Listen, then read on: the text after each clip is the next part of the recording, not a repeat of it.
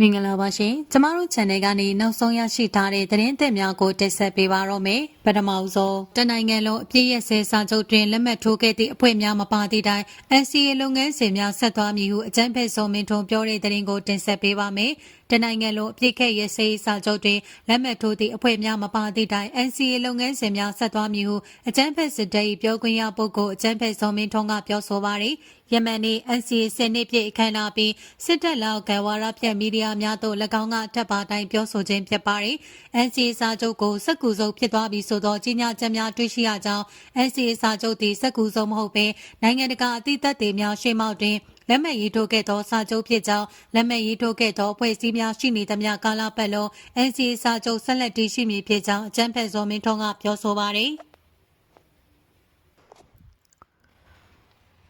NCA စာချုပ်သည်နိုင်ငံတကာအသီးသက်တွေရဲ့ရှေ့မှအားလုံးက EAO တွေရဲ့သဘောတူညီချက်နဲ့ဆောင်ရွက်ခဲ့တာဖြစ်ပါတယ်။ဒီအပြင်သူတို့ပြောသလို NCA စာချုပ်ကစက်ကူစုပ်ဖြစ်သွားစရာလည်းအကြောင်းမရှိဘူး။ဒီအဖွဲ့အစည်းတွေရှိနေသမျှကာလပတ်လုံး NCA စာချုပ် NCA ဂရိကဝတ်ဆိုတာရှိနေမယ်။ NCA ဆိုတာပြစ်ခတ်တိုက်ခိုက်မှုရစဲရေးဆိုတဲ့ငြိမ်းချမ်းရေးဆိုတာတစ်ခုနဲ့တည်းမဟုတ်ဘူး။သူသည်နိုင်ငံတည်ဆောက်ရေးတိုင်းပြည်တည်ဆောက်ရေးတိပါတဲ့အတွက်ကြောင့်မို့သူတို့လှုပ်ချင်သည်ဖြစ်စေမလှုပ်ချင်သည်ဖြစ်စေဒီလုပ်ငန်းစဉ်ကဆက်လက်တည်ရှိနေမှာဖြစ်ပါတယ်ဒီလုပ်ငန်းစဉ်ကြီးသည်ခုနကကျွန်တော်ပြောသလိုမရှိသေးတာတက်ရှိတဲ့ဟာကပိုကောင်းပါတယ်ဟုအကြံဖက်စောမင်းထွန်းကပြောဆိုပါတယ်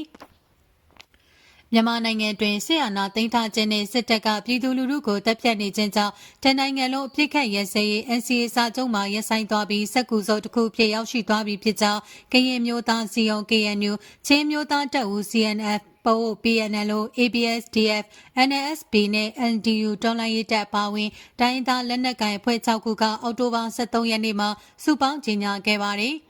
2021ခုနှစ်ဖေဖော်ဝါရီလဆင်အာနာသိမ်းမှုသည် NCA စာချုပ်၏အနှစ်သာရအခြေခံမှုများနဲ့ရည်မှန်းချက်များကိုပြောင်ပြောင်တင်တင်ဖျက်ဆီးလိုက်ပြီးဖြစ်ပြီး NCA အကောင့်ထဲပေါ်မှုလုပ်ငန်းစဉ်လည်းရပ်ဆိုင်းသွားကစက်ကူစုပ်တစ်ခုဖြစ်သို့ရောက်ရှိသွားစေကြောင်း NCA စာချုပ်ပေါ်ကျင်းဝတ်ဆောင်တင်ခြင်းမရှိဘဲအချိန်ချင်းချိုးဖောက်ခဲ့သောစေအုပ်စုကပြည်သူလူထုကိုအင်အားသုံးကပုံစံမျိုးမျိုးဖြင့်ဗန်ကြီးနှိပ်စက်တပ်ဖြတ်လာခဲ့သည့်သာမကလေကြောင်းတိုက်ခိုက်မှုများပါဝင်ပြည်သူလူထုကိုအကြမ်းဖက်တပ်ဖြတ်မှုများနေ့စဉ်ကျူးလွန်လျက်ရှိကြောင်းတိုင်းရင်းသားနှင့်တော်လှန်ရေးတပ်ဖွဲ့6ခုကကြေညာခဲ့ပါသည်